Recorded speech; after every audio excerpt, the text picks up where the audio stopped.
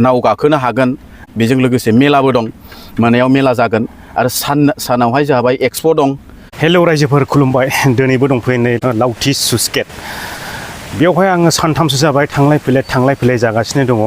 बे दैजिरि picnic spot लावहाटिखौ गाबोननिफ्राय opening खालामनानै होनाय जासिगोन। बे पिकनिक स्पटखौ बोरै खालामनाय जागोन बेखौ जोङो फंनैसो कमिटिनिफ्राय मिथिनानै लानि।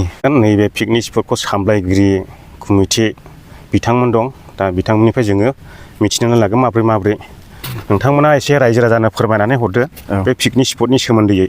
जोंना नैबे लावथि दैजिरि पिकनिक स्पटआ गाबोन ओपनिं जागोन। बे ओपनिंखौ जों बेलासिनि जितु 3-4टानि गेजेराव खालामगोन।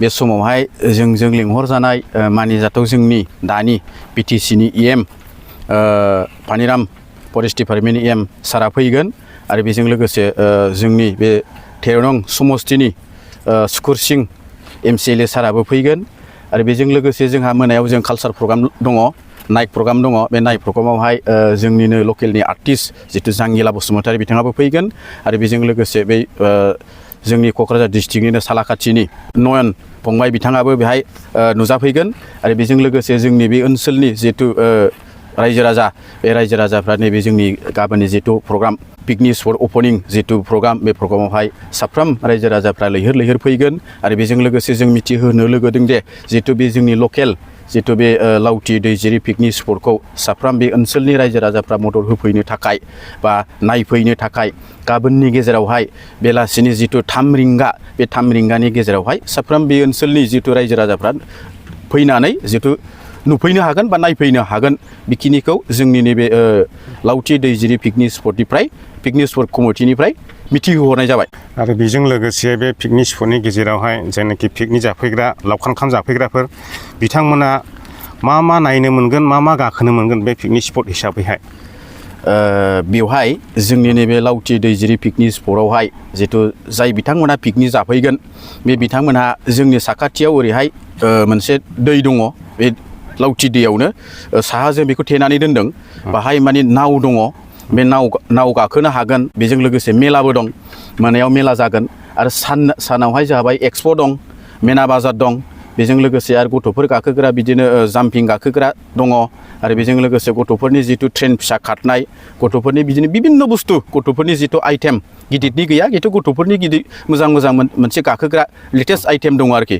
बेखौबो माने फेमिलि फैनानै गथ'फोरखौ गाखोहोफैनो हानायनि मोनसे सुबिदा दं जोंनाव। बेबो आरो गोजाननिफ्राय पिकनिक जानो फैयोब्ला लकेसना बबेनिफ्राय बोरै फैनांगोन बेखौ एसे फोरमायना हरदो रायजोफोरनो। जितु मोनसे मिथिहोहरनाय, गोजाननिफ्राय जितु पिकनिक जाफैनो फैयोब्ला हमनानै ला ओरै गसाइगाव, हमनानै ला क'क्राझारथिंनिफ्राय फैयोब्ला हाबग्रा जितु जायगा बे कारिगाव होननाय बे जायगाजों हाबबोनानै सिदा ओरै फैब्लानो बेजों मोनसे फाक्का लामा दंखायो। बेजों फैबानो नैबे लावथि पिकनिक स्पटखौ मोनफैगोन। आरो बेजों लोगोसे ओरै हमनानै ला चिरांनि, हमना ला नों रानिखाथाथिंनिफ्राय फैबाय, हमना ला सान्तिपुर देवसि टिउटिनिफ्राय फैबाय, हमना ला ओरै चिरां बङाइगाव थगाइगावनिफ्राय फैयोब्ला ओरै गुरुबासा होननाय सामथाइबारिजों हाबनानै ओरै गुरुबासा होननाय मोनसे जायगा मोनफैगोन। बेजों फैनानै ससे फैयोब्ला मोनसे नांदरबारि होननाय मोनसे जायगा मोनफैगोन। बेजों हाबनानै ओरै ससे हाबोबानो नैबे लावथि पिकनिक स्पटखौ मोनफैगोन।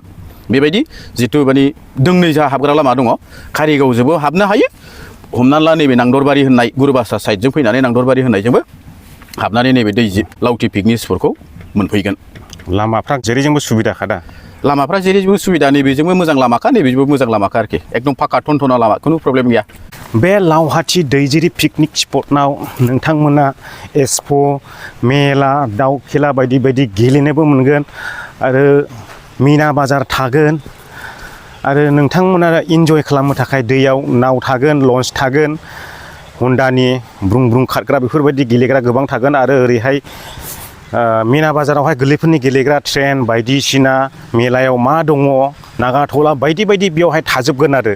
दा नोंथांमोना गाबोननि दिनखौ संनानै ओपनिंआवहाय नाइट प्रग्रामाव बयबो फैदो, मोसाफैदो, हाद्रि खुग्लुंलायनाय।